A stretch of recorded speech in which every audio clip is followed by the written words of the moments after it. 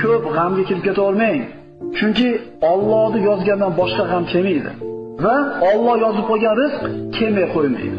Agar g'amingiz kambag'allik bo'lib, rizq topishingiz muammo bo'layotgan bo'lsa, Alloh yozgan uchun kambag'alsiz. Endi shu g'amni kambag'allikni ketishlik taqdir qilgan kuni kelganda o'ylanmasdan bo'laveradi. Allohga tavakkul qiling. Ali ibn Abi Talib quyidagi bir chiroyli bir hikmatli so'zi bor. Bilingki, ajalingizdan bir soat ham o'zib keta olmaysiz. Bilingki, sizniki bo'lmagan narsaga hargiz yeta olmaysiz. Va bilingki, vaqt 2 kunlik vaqt. Bir kun sizni foydangizga bo'ladi ba'zida kun. Ba'zida siz ziyoningizga bo'ladi. Va dunyo ham aylanib turadi. Sizga kelgan yomonlik faqirlik. Siz zaif bo'lganingiz uchun kelmaydi. Zaif bo'lsangiz ham, zaif bo'lmasangiz ham kelaveradi. Endi sizga kelgan bir yomonlik quvvatli bo'lmaganligim uchun keldi deyishingiz ham noto'g'ri. Quvvatli bo'lsangiz ham Alloh taqdir qilgan kuni musibat kelaveradi.